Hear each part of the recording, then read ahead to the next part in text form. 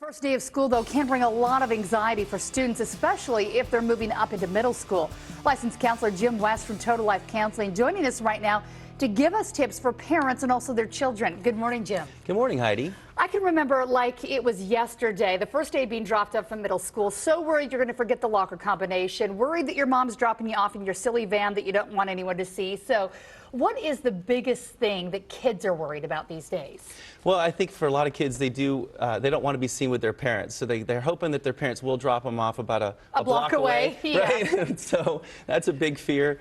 I think for the PE and dressing out with puberty and body changes, I think that's nerve-wracking for kids as well.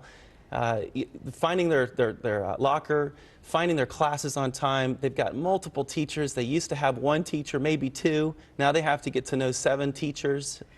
On the flip side, parents have concerns too. Are their concerns the same as what their children are concerned with as they go to middle school? You know, I think some of them are similar, but the parents are concerned, I think, the most. They hear that they're going to go from being an idol in their kids' eyes to an idiot. And that's no fun at all. We're getting close there at my house. Right, it's not fun at all. And of course, you know, middle schoolers have so much life experience compared to their parents. Absolutely. You know, so they just know everything. And so that's a huge fear, I think, for parents. So how do you make it work? Since your kids are going to be going to middle school, you don't have a choice, you've got to deal with it. How do you make the transition work for both of you? Well, I think, you know, talking to your kids about it, getting them prepared, going to open house, walking around the school, finding out where their classrooms are. Those are all very helpful things to do to get them started.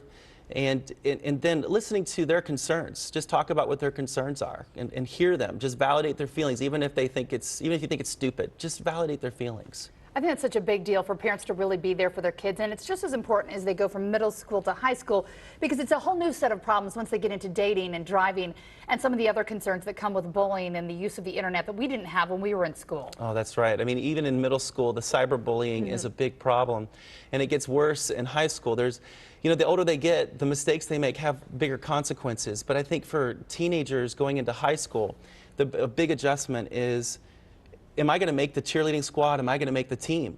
When they're in middle school, for the most part, you make just about all the teams. But when they get to high school, you make it or you don't make it. And when you get cuts, there's a lot more disappointment, a lot of dating off and on.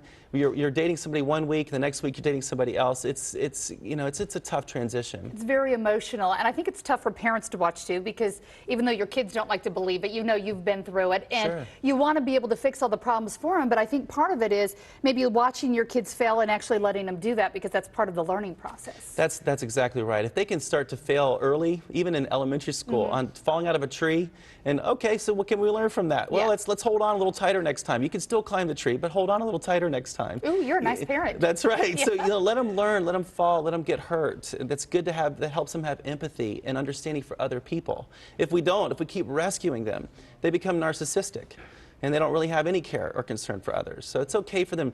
And if they realize that you're approachable when they make a mistake. If you don't say, oh, I can't believe you fell out of the tree again, I told you not to climb. If you do that kind of stuff, you're not going to be approachable when they really need to talk to you about somebody's pressuring them to have sex or drugs or alcohol or drinking and driving.